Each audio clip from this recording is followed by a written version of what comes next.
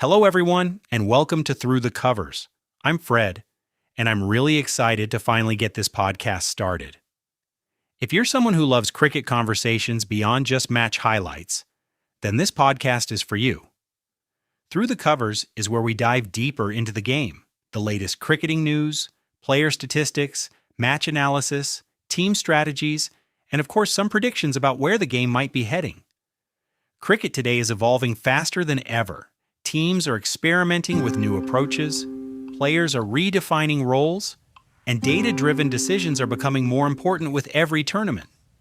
Through this podcast, the goal is to understand the game from that perspective, not just what happens on the field, but why it happens.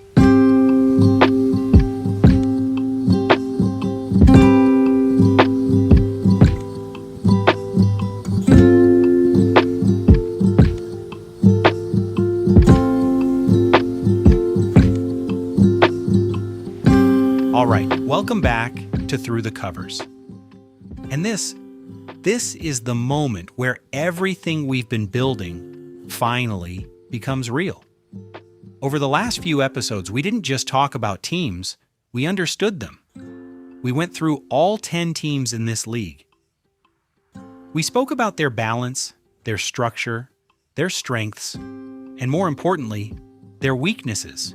Because in a tournament like the IPL, it's not about who looks perfect, it's about who handles imperfection better. And now, all of that theory meets reality. IPL 2026 begins, and it begins with a game that already feels big. Royal Challengers Bengaluru versus Sunrisers Hyderabad. Bengaluru as the stage, Chinnaswamy Stadium as the setting, and honestly, there's no better place to start. Because this ground doesn't allow slow starts. It demands intent from ball one. It's small, it's fast, and it's brutal for bowlers. Over the years, this has been one of the highest scoring venues in the IPL, and the numbers back that up. Teams chasing here have historically had a slight advantage. Roughly 55 to 60% of matches have been won by teams batting second. That's largely because of how the pitch behaves under lights. It gets better for batting, the ball comes on nicely, and dew makes it harder for bowlers to grip. But there's another side. When teams batting first cross that 200 mark, the win percentage flips heavily, close to 70% success defending those totals. So the equation is simple. Bat first, go big.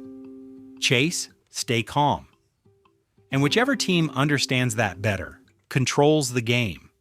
Now let's bring RCB into this, because this is one of the most balanced RCB squads we've seen in years. You've got Virat Kohli at the top, still the anchor, still the player who understands this ground better than anyone. Alongside him, Phil Salt brings aggression, someone who doesn't wait around. Rajat Patidar leading the side adds calmness. This is a team that doesn't feel rushed anymore. Then you move into the middle order. Jitesh Sharma, Tim David, Romario Shepherd, Krunal Pandya. That's not just power, it's flexibility. This team can adapt to situations. They can rebuild, they can accelerate, and that's something RCB has lacked in the past. The bowling is where the real change shows. Bhuvneshwar Kumar brings experience, Josh Hazelwood adds discipline when available, and support from players like Yash Dayal and Suyash Sharma gives them options. This is not a bowling attack trying to dominate. It's trying to manage Bengaluru. And that's smart. Now let's look at SRH. And this is where things get really interesting, because their 2026 squad is built very clearly around aggressive batting and flexible all-round options. At the top, you've got Travis Head and Abhishek Sharma, one of the most explosive opening pairs in the league. Then comes Ishan Kishan, who is likely to lead early in the season due to uncertainty around Pat Cummins' availability. And then, Heinrich Klaasen, probably the most dangerous middle-order batter in T20 cricket right now. Around them, SRH has built strong all-round depth. Liam Livingstone, Nitish Kumar Reddy, Kamindu Mendis, players who allow the team to adapt mid-game. And then the bowling, Pat Cummins, Harshal Patel, Jaydev Unadkat, Bryden Kars, experience is there, but consistency is still the question. And in Bengaluru, inconsistency gets punished instantly. Now let's get into recent matchups between these two teams. Over the last few encounters, one pattern is very clear, and the team that wins the power play usually wins the game. Because both RCB and SRH are momentum-driven sides, if RCB gets a solid start with Kohli controlling and Salt attacking, they build from there. If SRH explodes early with Head and Abhishek, they don't let the game settle. So those first 6 overs, they're everything. Now let's talk real matchups, the ones that will actually decide this game.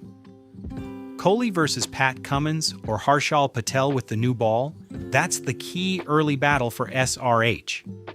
Because if Kohli settles, RCB gets control immediately. On the other side, Hazelwood or Bhuvneshwar Kumar versus Travis Head, discipline versus aggression. If the bowler hits the right length, they can contain him. If not, Head takes the game away in the power play. Klaasen versus spin in the middle overs, that's another defining phase. If RCB can control Klaasen, they stay ahead. If they don't, he flips the match in minutes. And then there's the crowd. Chinnaswamy is loud, it's emotional, it backs RCB heavily. And in an opening game, that energy doubles. But SRH comes into this game with a slightly different kind of pressure as well. Their ownership group's involvement in the 100 League, especially signing Pakistani players for that franchise, has created mixed reactions among fans in India. Now, from a cricketing perspective, it's completely separate. But emotionally, fans don't always separate things like that. There has been visible disappointment among sections of SRH supporters.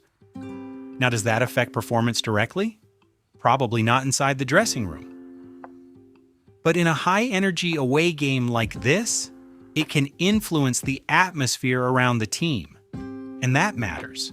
So when you bring everything together in the ground, the conditions, the squads, the matchups, this feels like a game that will be decided by clarity, not just talent. And if you had to lean one way, this feels like RCB's game to lose. They're at home.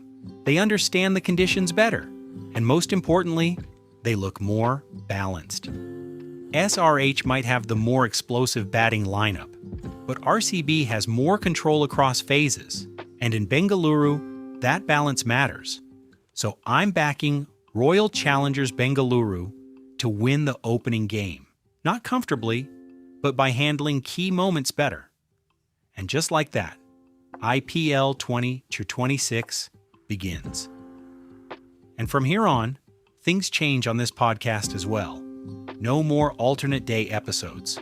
From now on, it's daily. Every match, every key moment, every performance, we break it down right here on Through the Covers. We look back at what happened, and we look ahead at what's coming next. Because this is where the real story begins. I'll see you in the next episode.